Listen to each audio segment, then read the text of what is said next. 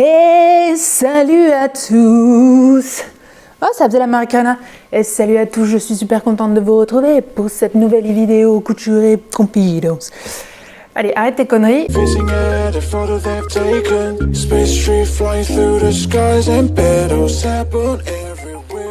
Hey, salut à toutes, je suis super contente de vous retrouver aujourd'hui pour ce nouvel épisode de Couture et Confidence. C'est déjà le troisième, c'est juste dingue. Merci beaucoup parce que vous avez réservé un accueil de fou aux 2 premières vidéos déjà et ça me fait trop plaisir de pouvoir continuer à vous faire découvrir ou redécouvrir les créatrices ou créateurs qui forment la stratosphère de la couture. Cette semaine, on va parler culotte puisque j'ai eu la chance de voir en live, in real life, Guillemette qui m'a fait l'immense honneur de venir à Lyon. J'ai passé vraiment un super moment, un super après-midi, une super journée, mais je vous propose de découvrir ça tout de suite en images et nous, on se retrouve après.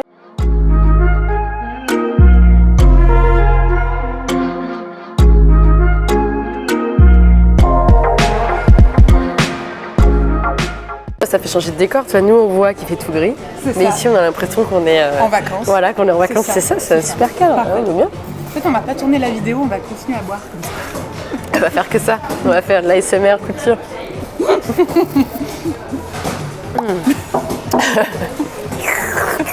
Ça va être horrible quand tu vas écouter ça aussi. Bonjour. Bonjour. Est-ce que tu peux te présenter, jeune demoiselle? Oui, alors je m'appelle Guillemette, j'ai 32 ans et je suis la créatrice de la marque Atelier de Guillemette, donc une marque de patron de lingerie et maillot de bain destinée quand même globalement aux femmes. J'ai vraiment pour vocation de permettre aux femmes de créer leurs propres sous-vêtements pour qu'elles puissent les adapter à leur morphologie et combler parfois ce manque qu'on trouve dans les magasins où finalement tu trouves des sous-vêtements que tu trouves très beaux mais qui sont très chers, qui te vont mais qui n'ont pas la matière que tu souhaites parce que tu préfères le coton jersey ou tu préfères la dentelle, mais pas cette dentelle-là parce qu'elle te paraît trop sexy ou pas assez sexy. En fait, ça dépend. L'idée, c'est de pouvoir adapter et de s'amuser et aussi de valoriser tes compétences en couture, bien sûr. T'as toujours cousu ou... Non. En fait, j'ai commencé à coudre à 18 ans quand je suis rentrée en études de modéliste. Et à la base, je voulais devenir styliste et on m'avait vendu ça dans l'école que j'ai faite. En fait, c'était vraiment axé modélisme, donc j'avais jamais fait de couture et je me suis retrouvée à en faire mes études. Donc forcément, j'étais la dernière de ma classe parce que toutes avaient fait des années de couture avant, en BEP, en CAP, etc. Et moi, je suis arrivée en BTS, donc j'avais juste un bac littéraire. Et là, j'ai commencé à découvrir vraiment le monde de la couture, à m'amuser. Et au départ, c'est même tellement difficile, puisque j'étais en permanence notée sur ce que je faisais, que c'était pas du tout une passion.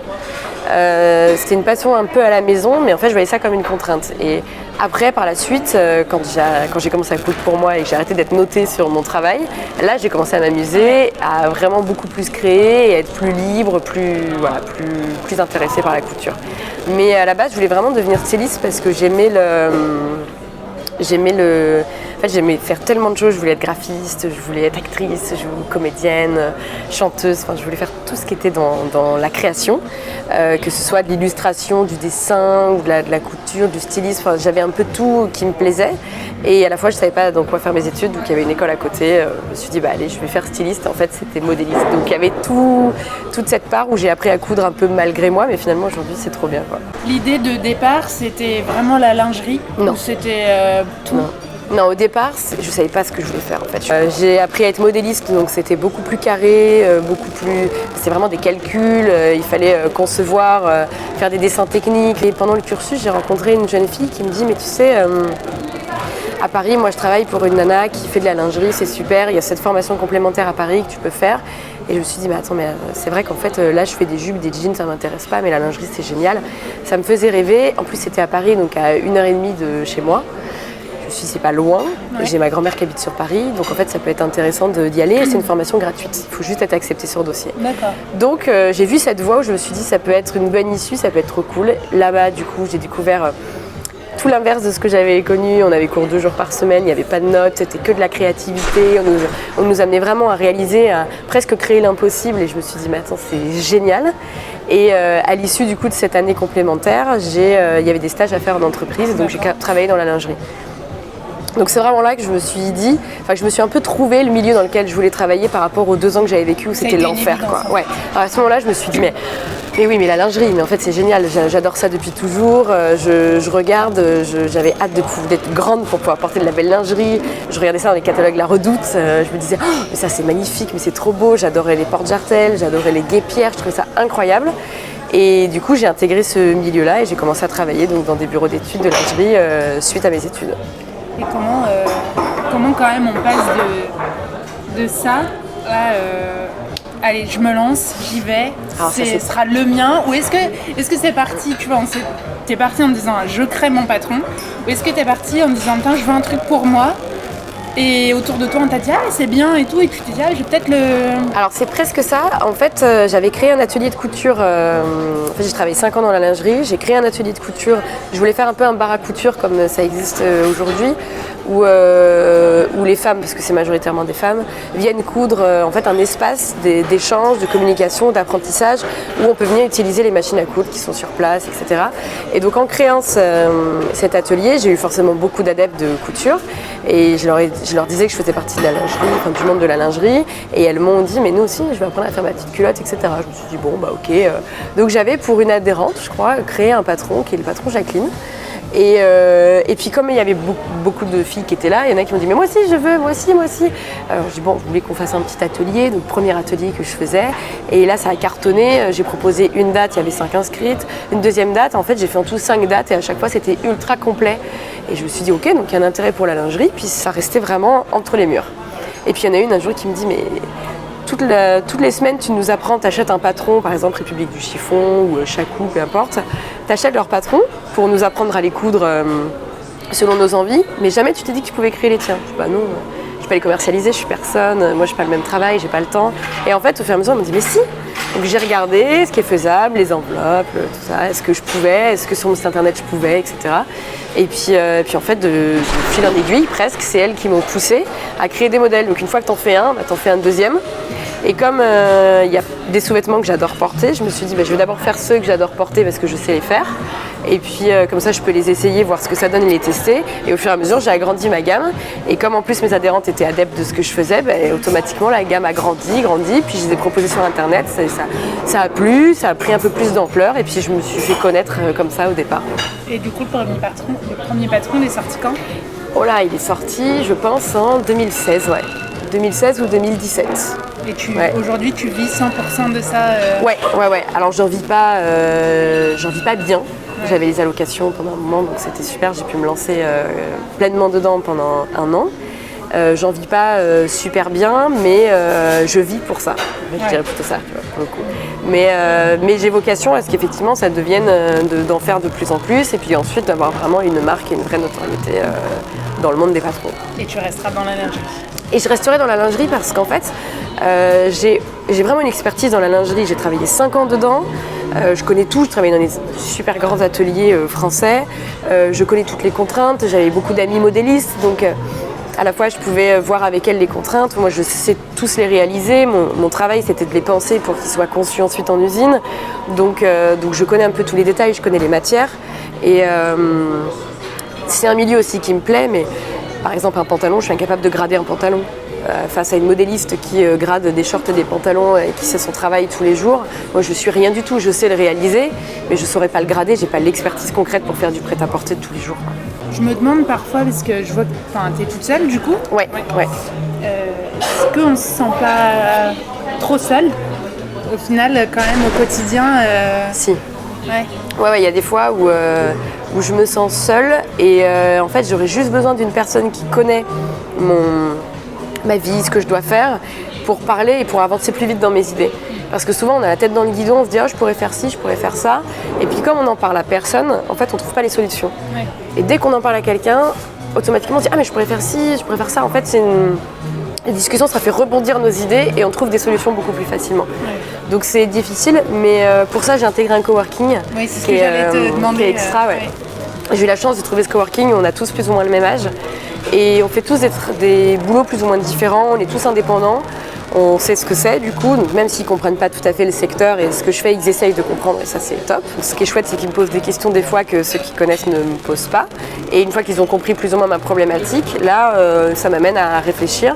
Et notamment là récemment, c'est un moment que je voulais faire de la formation et une vraie formation en ligne sur la lingerie pour tout comprendre de A à Z, pour celles qui vraiment sont passionnées. Ouais.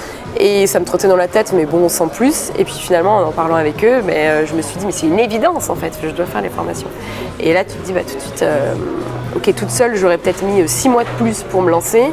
Et avec eux, il a suffi de 2 heures de discussion pour que ça y est, je me lance et j'ai écrit les formations la semaine d'après, quoi. Puis les gens me demandent d'où tu en es, ce que tu fais. Donc en fait, tu leur dois rien, mais inconsciemment, t'as envie d'apporter des éléments nouveaux. En fait, c'est un peu comme une famille.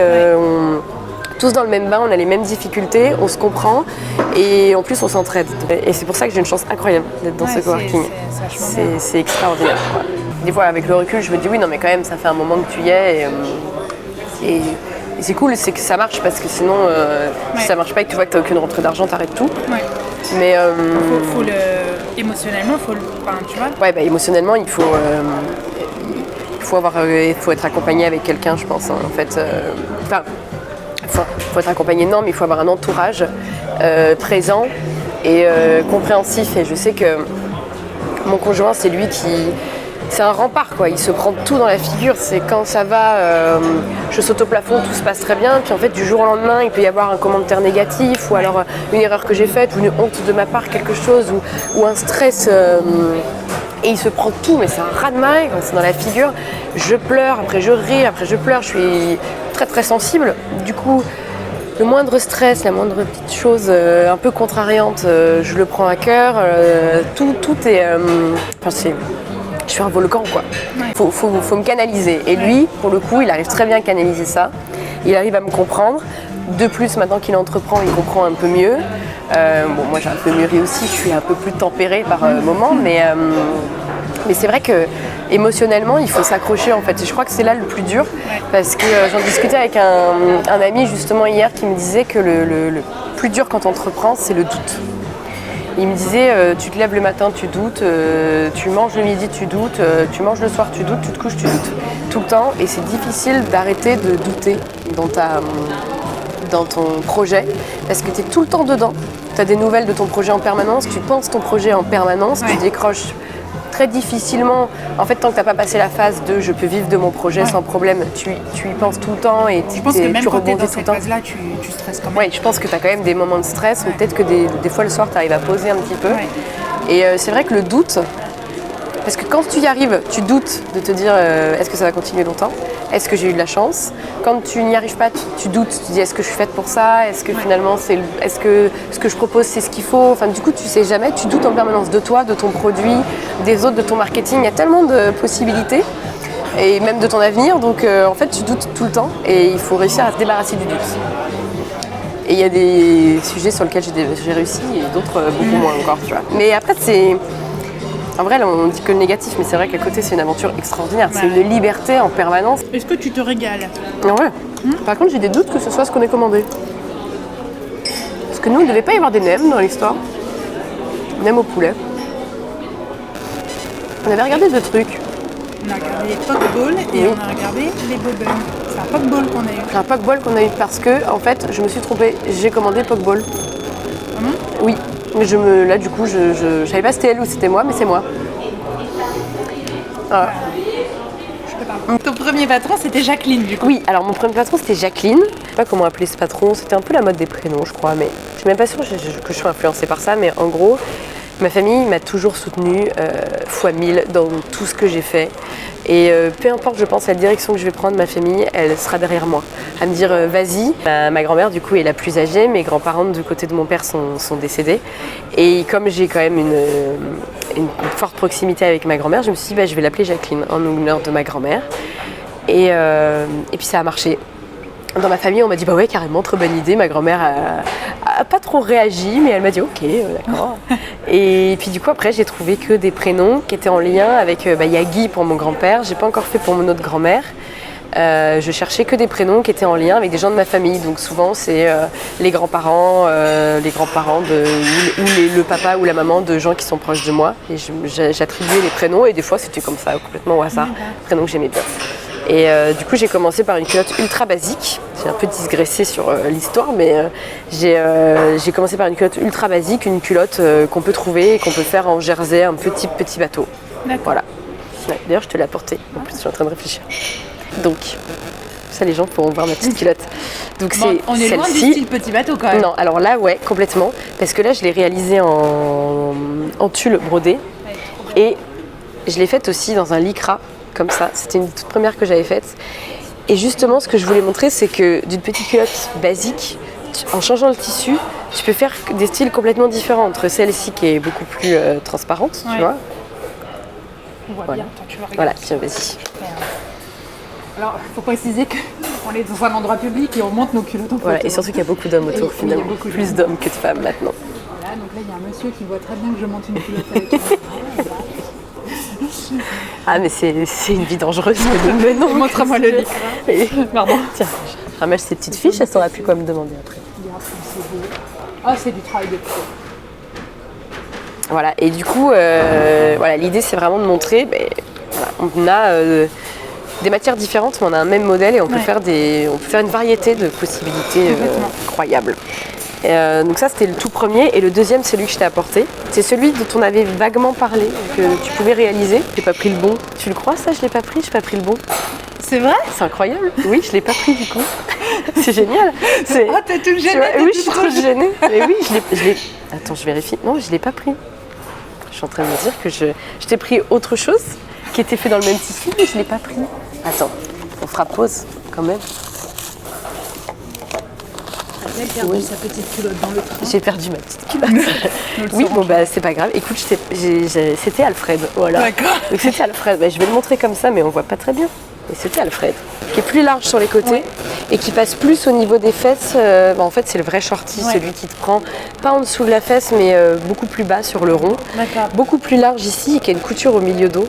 Et en fait, l'avantage de la couture au milieu dos, c'est que ça te fait des fesses beaucoup plus bombées visuellement d'une part. Ah oui, d'accord. Et le deuxième avantage, qui est pour le coup moins esthétique mais plus confort, c'est que ça t'évite l'effet, l'arrêt des fesses qui mange la culotte. Tu es obligé de tirer sur la culotte en permanence pour la remettre à sa place. Mais voilà. L'idée dès que tu as la couture, en fait, ça se place au milieu et ça bouge plus. À la base, je te l'avais apporté.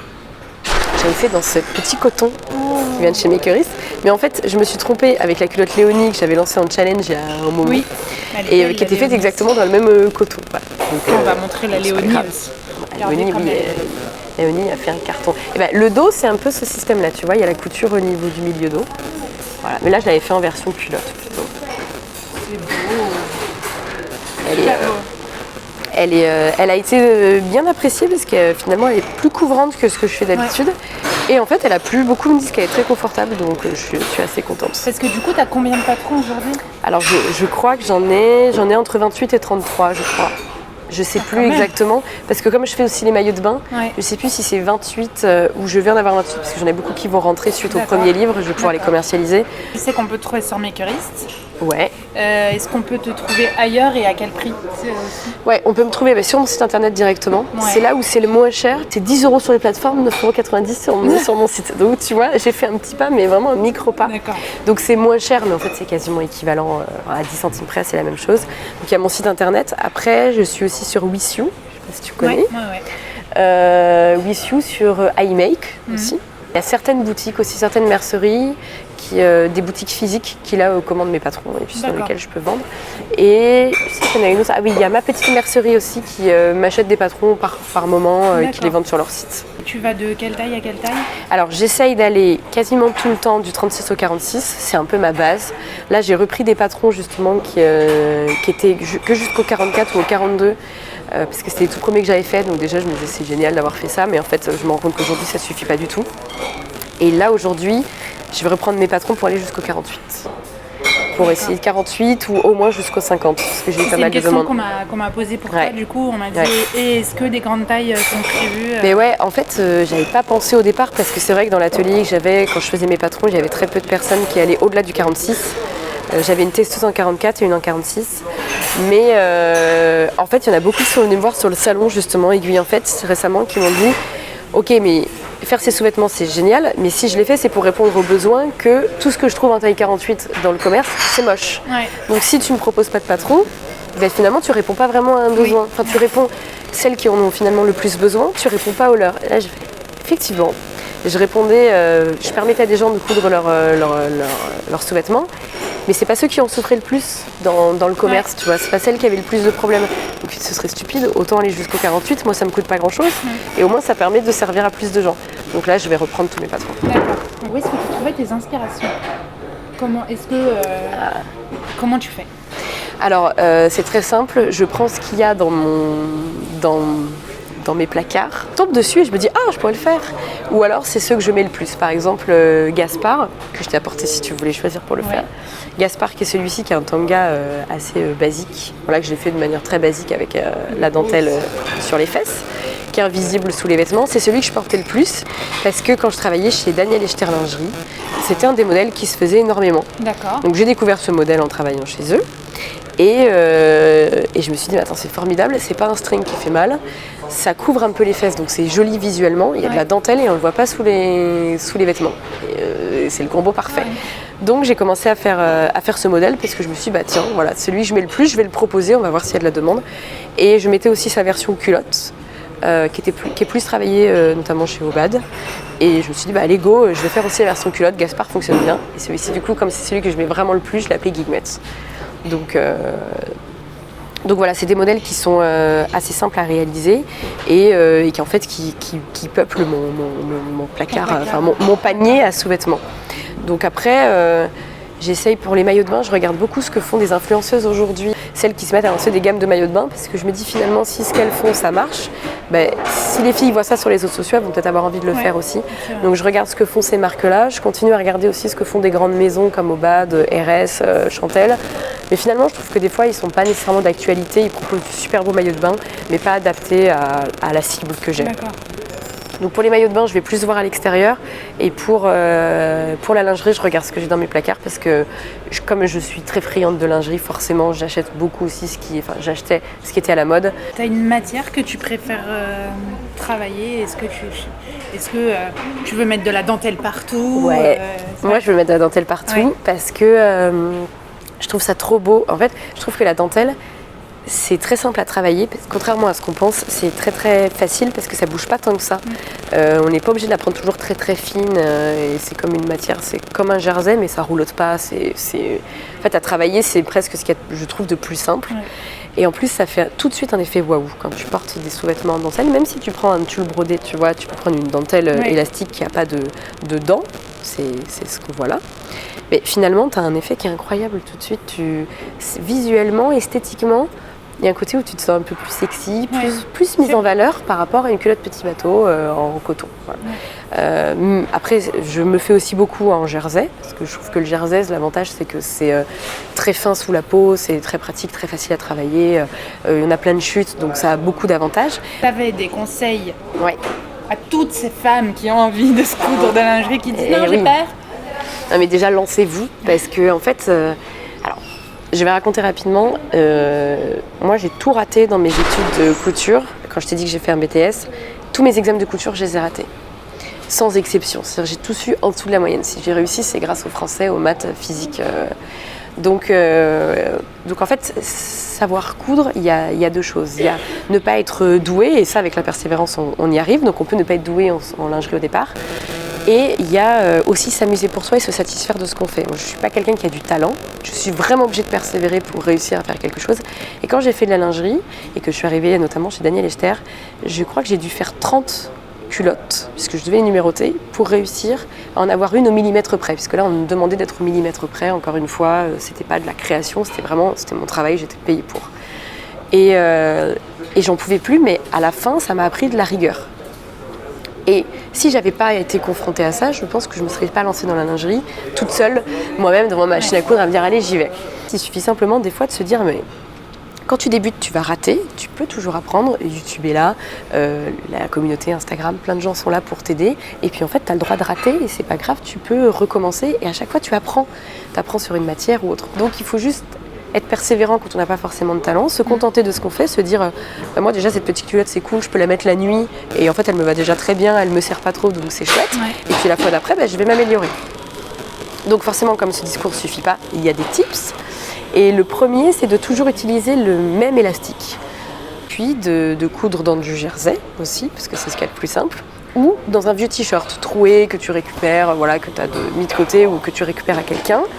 Comme ça, tu gâches pas ta matière. Et puis, tu apprends avec ton élastique. Puis, une fois que tu te sens un peu plus à l'aise, tu te dis, bah tiens, j'ai trouvé un tulle qui était sympa. Tu achètes le tulle, tu réutilises le même élastique. Et là, tu vas te rendre compte que poser l'élastique, tu as beau avoir le même repère et le faire de la même manière que la dernière fois. Entre ton jersey et ton tulle, ça n'a pas du tout le même rendu. Donc là, tu prends conscience que c'est pas l'élastique le problème, que c'est pas ton repère le problème, mais que c'est la matière qui réagit pas de la même manière. Donc là, tu as déjà appris quelque chose. Et ensuite, tu vas rechanger de matière et tu vas réapprendre encore quelque chose. Et tu vas apprendre avec toujours le même élastique qu'en fonction de la matière que tu utilises, tu n'as pas le même rendu. Donc tu vas pouvoir te dire, bah, tiens, tel repère c'est pour la dentelle, tel repère ça va être, voilà, j'ai l'élastique plus ou moins en fonction de ce que je fais. Puis quand après tu te sens à l'aise, tu changes d'élastique. Et là, tu vas te rendre compte, ah bah tiens, cet élastique-là, il est beaucoup moins élastiqué, ou il revient beaucoup moins, ou il est beaucoup plus rigide. Si ton élastique, il s'étend beaucoup, mais il revient beaucoup, tu vas vouloir tirer beaucoup parce que tu vas dire, wow, il est souple, mais s'il revient, bah, tu as tout froncé. Si tu es dans ton biais, bah, ça te fait un effet froufrou que tu veux pas. Donc il y a tout ça à réfléchir, et si tu veux pouvoir apprendre, le mieux, c'est d'y aller pas à pas, avec le même élastique, des matières différentes, et ensuite, tu peux utiliser la même matière avec des élastiques différents, et là, en fait, tu te dis, ah ok, je comprends. Tu te fais des petits échantillons et puis comme ça tu regardes. Surtout que franchement la lingerie c'est en fait ça va super vite. C'est magique, tu utilises des chutes, tu vois ça c'est des chutes de jersey, d'un t-shirt et d'une robe que j'avais fait pour ma sœur. Et je me suis dit bah comme il m'en reste suffisamment, je vais remonter tous mes modèles dans le même tissu pour qu'on puisse voir ce que ça donne visuellement, tu vois, qu'on puisse comparer sans se dire bah oui mais celui-ci il fait un dentelle donc forcément ça me donne envie d'y aller mais est-ce que je vais réussir? Ben non. Je vais tous les faire dedans pour qu'on puisse se rendre compte voilà, que des fois on peut même se faire avec une chute de jersey tant de sous-vêtements et que c'est trop cool, en plus ça coûte pas grand chose et c'est trop bien de pouvoir réutiliser des chutes. Tu as vu le peu de matière que ça t'utilise, c'est incroyable. Si tu les gardes après tu peux te faire des choses tellement géniales, tu peux te faire une garde-robe intime qui est vaste, tu vois, qui s'arrête jamais. Tu avais le challenge du coup de me choisir des patrons. Ouais. Lesquels m'as-tu choisi, Guillemette? Eh bien, justement, donc celui que je ne peux pas montrer, Alfred. Donc je t'ai pris Alfred, donc qui est le shorty. Ouais. Je t'ai pris la culotte Jacqueline parce que c'est le début. Je me suis dit, peut-être que tu as envie de te coudre une culotte. Alfred. Voilà. Le fameux qu'on n'a pas vu qui est perdu dans le train. Peut-être que quelqu'un l'a volé dans ma valise. Peut-être que quelqu'un l'a volé. Nous savons Jacqueline. On fait un gros bisou à mamie Jacqueline. Ouais. Je te cache quand je le montre, du coup, c'est peut-être pas le... Et ça, voilà. Et là, nous avons Gaspard, donc qui est le modèle avec la dentelle. Ouais. Oh, trop beau. Ce que je te propose, c'est tu choisis celui que tu veux faire en fonction de la matière que l'on trouve. Oui, parce que du coup, hashtag raconter ma vie, le train de Guillemette a été décalé et on va devoir aller faire un magasin de tissus. Donc on est un peu déçus.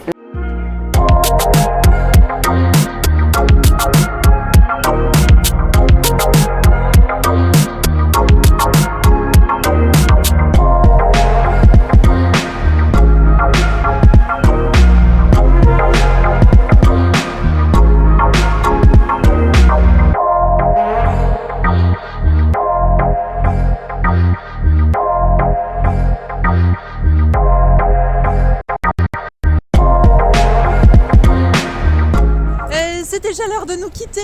Et oui, on a déjà de la chance que le train... on a eu plein de péripéties. C'est clair. On s'est déjà fait bisous et tout en off, mais voilà, elle voulait quand même au revoir. Oui, au revoir à tout le monde. Voilà. Merci d'avoir regardé cette vidéo et abonnez-vous. C'est ça. Et merci à toi Julie, merci 1000 fois. Merci beaucoup, regardez, elle m'a offert des fleurs. Elle est venue me chercher sur le quai de la gare avec les fleurs, c'est trop mignon. Donc, merci beaucoup et puis à la prochaine. Voilà. Bisous tout le monde. Voilà, j'espère que ce petit moment, long moment, avec Guillemette vous aura plu. Guillemette, si tu regardes cette vidéo, profite pour te refaire, moi, d'immenses gros bisous. C'était vraiment une super rencontre. Je passe tout de suite Bim, sans transition, aux coutures que j'ai réalisées suite donc aux suggestions de Guillemette. Je me rends compte qu'en fait, on avait acheté les tissus pour faire certaines associations. J'ai pas du tout fait ça, mais j'ai pas non plus d'ailleurs utilisé tous les tissus qu'on avait achetés. Je crois que j'en ai un que j'ai pas utilisé, mais c'est certain que je vais les faire parce que Guillemette a raison, ça va vite, c'est cool, on a une satisfaction vraiment quasi instantanée. Enfin voilà, en 2 heures c'est fait. Il me reste, je pense, 2-3 petits ajustements, mais on y revient tout de suite. Alors, le premier patron que j'ai réalisé, eh bien, il s'agit de Jacqueline. Je vous le montre tout de suite, c'est celui-ci. Jacqueline, c'est la culotte. Voilà, pour simplifier, la culotte de base. Pas très gourmand en tissu, je vous le dis maintenant. Là, il demande 35 cm donc, de tissu principal, donc jersey, lycra, rési, dentelle. Il vous faut une quinzaine de centimètres pour le fond de culotte en doublure et 1,50 m d'élastique. Je sais que Guillemette l'a déjà dit, mais pour passer ces petites chutes de tissu, ou même si on a envie de se faire plaisir en investissant dans de la super belle dentelle par exemple, franchement ça reste économique. Je l'ai réalisé en taille 42. J'ai fait un truc qu'il n'aurait pas fallu faire, c'est-à-dire que si j'avais suivi les instructions du tableau de mesure, j'aurais dû faire un 46 pour mes hanches. Et je me suis dit, ça me paraît bizarre, j'ai jamais mis cette taille-là dans le commerce et tout ça, donc je me suis entêtée, donc j'ai fait un 42 qui est, on va dire, la taille où normalement dans mes culottes je suis pépère, quoi. Voilà. Et en fait, c'est bien, c'est trop petit. Donc je vous la montre, je l'ai gardée, je l'aime beaucoup. On pourrait la garder comme pièce, genre, tu sais, on a toute une pièce comme ça où je te dis, je vais la garder. Comme ça, ce sera mon objectif pour l'été, quoi. C'est un peu ça. Je vous montre tout de suite ma version. Elle est comme ceci. Autant vous dire, peuple YouTube, petite coquinette derrière ton écran, qu'il n'y aura pas de photos et de vidéos portées. Non, non. Non, je ne me mettrai pas nue sur les réseaux sociaux. Tout simplement parce que je crèverai l'écran. Je crèverai l'écran, je serai direct à la une de Voici, Télé 7 jours, Gala et tout autre magazine hyper intellectuel. Donc tu te contenteras de la voir dans mes mains. Donc je la tiens dans le bon sens. Donc je l'ai fait dans cette, je sais pas si c'est une dentelle ou un tulle brodé. Voilà, dans ce très joli petit tissu. Il faut vraiment que j'arrête avec cet accent parce que même moi je me dis putain mais c'est insupportable. Je l'aime beaucoup. En fait, voilà, donc je vais essayer de vous montrer ce que ça donne. Il faudrait que ça fasse le focus. Ouais, voilà, on voit un peu comme ça. Donc vous voyez un peu les zigzags et l'élastique à picot. Pas de difficulté. J'avoue que j'ai pas trop suivi le guide de montage. Parce qu'en fait, j'avais déjà fait un patron gratuit de culottes et j'ai moyennement suivi les instructions de montage parce que j'ai d'office, moi, fait la technique du burrito, en fait. Donc, la technique où vous ne voyez ni les coutures, ni sur l'envers, ni sur l'endroit. Parce que je trouve ça plus confortable. Mais sur Jacqueline, de mémoire, ce n'est pas un burrito qui est prévu. Alors, c'était pas la première fois que j'utilisais un élastique à picot, mais c'était la première fois. En fait, là, il s'ouvrait et vous deviez du coup ouvrir, piquer l'extérieur et rabattre sur l'intérieur. Surtout, paniquez pas. Il faut bien mettre l'envers, il faut bien mettre envers sur envers. C'est un tout petit peu une réflexion parce que moi j'ai dû découdre, j'avais pas cousu le bon côté de l'élastique à picot en premier. Voilà, je suis très contente. Il me reste encore de ce super tissu. Je vais refaire une version dans ma taille cette fois. J'aurais aimé la faire pour la vidéo. Mais en fait, les culottes c'est un peu piège parce que comme ça va vite, et que ça prend pas beaucoup de tissu, vous avez envie d'en faire plein et je me suis dit que je mettrais jamais cette vidéo si je continuais. Donc il y aura une autre version en taille supérieure et exactement pareil, il me reste assez et si il me reste encore assez de tissu, je pense que je me ferai un petit top, un petit débardeur voilà, pour me faire un ensemble nuit, confort pour la maison. Donc ça, attendez, hop, c'est Jacqueline la culotte. Top, il est top. Le second patron que j'ai réalisé, il s'agit de Alfred. Donc Alfred, c'est la version shorty avec donc la couture à l'arrêt des fesses. Pareil, voilà, je vous le redis, mais pas beaucoup de besoin de tissu. Là, c'est marqué 0,50 mètres de jersey, toujours 15 cm pour la doublure, enfin 15 par 15 pour la doublure de fond de culotte et encore 1,50 m d'élastique. J'ai fait une taille 46, je ne sais plus si je l'ai dit. Je pense qu'il me faut la taille intermédiaire, c'est surtout, je m'en suis surtout rendu compte pour le dernier patron, donc j'y reviens tout à l'heure. Là, j'ai fait 2 versions. Alors, j'ai fait ma première version dans cette dentelle jaune. Voilà, on voit que, vous voyez, j'ai pas hyper bien maîtrisé l'élastique parce que ça rebique un peu. Après, évidemment, sur mon gros fessier, tout tombe nickel. Je suis vraiment confort dedans, mais du coup, moi, je trouve pas que mon fessier soit hyper mis en valeur là-dedans. Je pense que voilà, j'aurais dû serrer un peu plus ou vraiment faire la taille en dessous. N'empêche que, enfin, je vais le porter, hein, c'est certain, parce que je la sens pas. J'ai également fait une version en lycra toute blanche cette fois-ci. Vous voyez, hein, ça rebique. Puis autant vous dire que je n'ai pas pris la peine de repasser mes culottes. Alors, mon lycra blanc est comme ceci et mon élastique à picot est comme ça.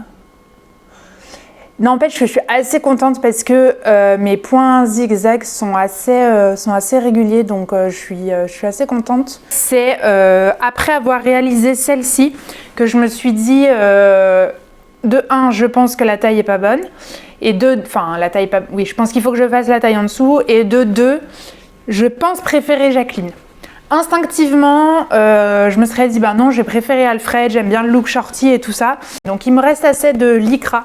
Je vais me refaire lycra, j'allais dire lycra en Jacqueline, Jacqueline en lycra, pour pouvoir vraiment avoir un avis tranché. Mais voilà, disons que effectivement, Alfred est vraiment plus large. Alors on va pas comparer les mêmes tailles parce que celle-ci donc est un 42 et là, c'est un 46, mais incomparable, vous voyez, au niveau de la largeur.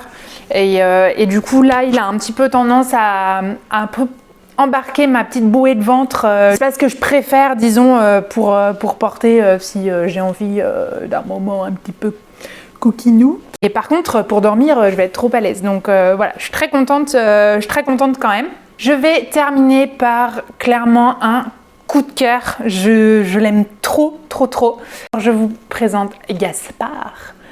Gaspard, donc c'est le tanga, mais qui est assez large, on va dire, au niveau des fesses. Comme je ne retiens absolument rien des conseils que je me donne, mais ça c'est parce que normalement j'écris dans mon carnet de couture au fur et à mesure toutes les remarques que je me fais. Et là, non. Donc, comme je vous le disais précédemment, la réflexion qui était de se dire fais pas un 46 mais un 44, passé complètement à la trappe. Donc, j'ai refait un 46, donc ça baille en fait, là je suis perdue, ça baille en fait quand je le porte à ce niveau-là. J'essayerai une taille 44, voilà, je verrai ce que ça donne. Sinon j'essaierai peut-être de réduire en fait ici à ce niveau-là, de couper un petit peu ma pièce. Je vous montre tout de suite mon Gaspard. Franchement, il est trop beau. J'aime trop. Vous allez, je sais pas si vous allez voir grand chose, mais voilà. Alors attendez. Hop, voilà. Donc ça, c'est la dentelle que j'ai utilisée. C'est la dentelle noire que vous apercevez en très rapide quand on était dans le magasin de tissus, qui du coup a des dents derrière. Vous voyez, là, c'est le bord de la dentelle. Donc il n'y a pas de pose d'élastique ici. Bouh! Je disais qu'il n'y avait pas donc de pose d'élastique derrière. Je vais essayer, voilà. Si je tiens le devant, on voit bien que sur les côtés, du coup, s'il n'y a pas d'élastique. Donc grâce à la vidéo de Guillemette sur sa chaîne YouTube, elle explique bien comment passer d'élastique à plus élastique et franchement ça se fait très bien. J'ai pris un autre élastique à picot qu'on n'avait pas acheté ensemble. En fait j'avais plus de noir. Du coup je suis allée en racheter. Il est trop magnifique. Je trouve que ça va trop bien avec cette dentelle. Voilà. Et je l'aime vraiment beaucoup. Là pour le coup je trouve qu'il monte aussi assez haut. Alors encore une fois je pense que ça vient de la taille qui du coup est pas forcément bonne. Du coup il monte assez haut et ça met hyper bien en valeur le fessier. Enfin malgré le fait que ça baille un petit peu ici, mais c'est pas choquant, hein. Enfin voilà. J'adore. Je l'aime vraiment trop. Donc gros coup de cœur pour moi, pour Gaspard. Je vais certainement faire une autre version comme ça, c'est sûr. Une autre version dans ce tissu, c'est sûr. En fait, j'ai envie de faire des Gaspard partout, tout le temps maintenant. Donc voilà, je suis vraiment trop contente. Et je suis assez surprise parce que c'est pas celui sur lequel j'aurais misé instinctivement en me disant bah non, un tanga c'est pas trop ce que tu portes, et voilà, une belle surprise. Ce que je trouve vraiment bien, c'est qu'aujourd'hui voilà, je vous ai proposé 4 versions de bas de lingerie différentes. J'en ai aucune qui a le même rendu. Alors oui, évidemment ça coule de sens. Si c'est pas le même modèle, j'aurais pas le même rendu. Mais même sur ces deux-là, qui sont du même modèle, c'est vraiment pas pareil. Donc je confirme, on peut vraiment s'amuser avec les dessous. Je confirme aussi que je pense que la dentelle et quand même ce que je préfère pour les dessous. C'est clair que ça fait un effet waouh, voilà, quand on la voit, quand on la porte, on se sent hyper féminine d'un coup. Et je trouve ça vraiment bien. Je vous conseille de foncer, mais ça prend pas du tout de temps, parce que pour chacun des modèles, vous avez 3 pièces, un dos, un devant, un fond de culotte à couper et à décalquer. Ça va hyper vite. Top, allez-y, foncez. Je peux que vous dire ça et vous encourager à vraiment vous déculpabiliser, de vous dire ah mais je vais pas y arriver. Vous voyez, je vous parle de celle-ci où je dis bah oui, c'est clair que je me sens un peu plus sexy que dans celle-là. Pour autant, celle-là, on est toutes pareilles. On adore les culottes hyper confort pour dormir, donc j'aime autant les deux. Voilà, donc filer, prendre un bout de coton, un bout de jersey, un bout d'élastique et faites-vous des petites culottes. Je voulais également vous dire, pour celles qui seraient intéressées, j'avais également cousu le maillot de bain Gaston, donc je vous remettrai la photo ici. J'étais vraiment pas expérimentée en couture et j'avais réussi à gérer. Je sais que je vais m'en refaire un cet été, maintenant que je suis plus à l'aise. Donc c'est un patron que j'avais aussi beaucoup aimé. Donc j'ai pas testé tous les maillots de bain de la gamme, un jour peut-être. Mais voilà, si c'est aussi quelque chose qui peut vous intéresser, moi je trouve qu'il était hyper bien, hyper féminin.